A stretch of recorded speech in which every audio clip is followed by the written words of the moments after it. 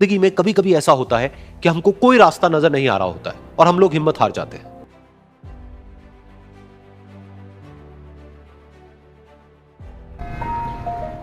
एक बार एक छोटी सी बच्ची हाथ में मिट्टी की गुल्लक लेकर के भागती हुई एक दवाइयों की दुकान पर गई।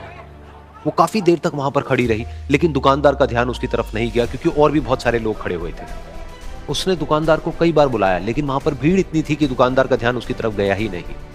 और फिर उस बच्ची को थोड़ा सा गुस्सा आया तो उसने अपनी मिट्टी की गुल्लक लेकर के वहीं काउंटर पर जोर से रख दी, जिसके बाद में जो दुकानदार था और जितने भी लोग खड़े थे वो सब उस बच्ची की तरफ देखने लग गए। और फिर उस दुकानदार ने उस बच्ची से पूछा, बेटे आपको क्या चाहिए? तो वो बड़े ही भोलेपन से बोली कि मुझे एक चमत्कार चाहिए। ये सुन करके दुकानदार को कुछ समझ नहीं आया, ना ही वहां पर जो लोग थे उनको कुछ समझ में आया, और सब उसकी तरफ देखने लग गए। फिर दुकानदार ने बोला, बेटे चमत्कार तो यहाँ पर नहीं मिलता है। तो बच्ची को लगा कि वो उससे झूठ बोल रहा है, तो बच्ची ने कहा कि मेरी गुल्लक में बहुत पैसे हैं, आप बताओ आपको कितने पैसे चाहिए, लेकिन मैं आज यहाँ से चमत्कार लेकर के ही जाऊंगी। तो वहीं काउंटर पे एक और आदमी खड़ा था, उसने उस बच्ची से पूछा कि बेटे क्यों चाहिए तुमको चमत्कार? तब उस बच्ची ने अपनी कहानी बताई कि अभी कुछ दिन पहले मेरे भाई के सर में बहुत तेज दर्द हुआ, तो मेरे पापा मम्मी उसको हॉस्पिटल ले गए। उसके बाद कई दिन तक मेरा भाई घर नहीं आया। तो मैंने कई बार अपने पापा से पूछा, लेकिन उन्होंने मुझे कुछ नहीं बताया। उन्होंने बार बार यही कहा कि वो आ जाएगा, वो कल आ जाएगा, वो कल आ जाएगा, लेकिन वो आ ही नहीं रहा था। तो मैंने देखा कि मम्मी रो रही है। अब पापा मम्मी को कह रहे थे कि उसकी दवाइयों के लिए और उसके इलाज के लिए जितने पैसे चाहिए उतने मेरे पास में नहीं है, अब उसको कोई चमत्कार ही बचा सकता है। तब मुझे लगा कि अगर मेरे पापा के पास में इतने पैसे नहीं भी हैं तो क्या हुआ, मेरे पास में तो है। तो मैंने जितने भी पैसे जोड़ रखे हैं वो सारे लेकर के मैं इस दवाई की दुकान पर आई।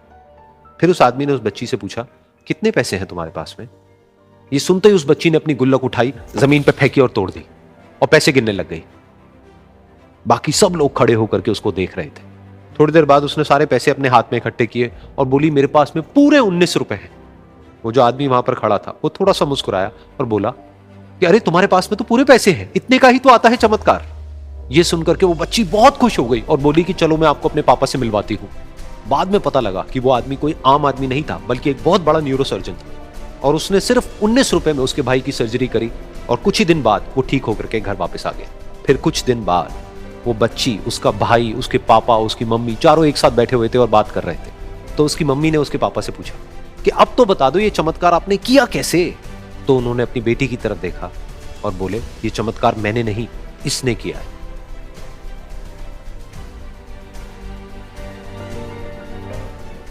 तो यहां पर एक बहुत बड़ी बात है जो हम उस छोटी सी बच्ची से सीख सकते हैं कि जिंदगी में कभी कभी ऐसा होता है कि हमको कोई रास्ता नजर नहीं आ रहा होता है और हम लोग हिम्मत हार जाते हैं। तब हमारे अंदर एक बच्चा होता है जो कोशिश करने से कभी भी पीछे नहीं हटता है। वो हार मानने को तैयार नहीं होता है क्योंकि उसको ना शब्द समझ नहीं आता है। वो बच्चा जिसके लिए कुछ भी नामुमकिन नहीं है, क्योंकि वो हर हाल में कोशिश करता ही रहता है।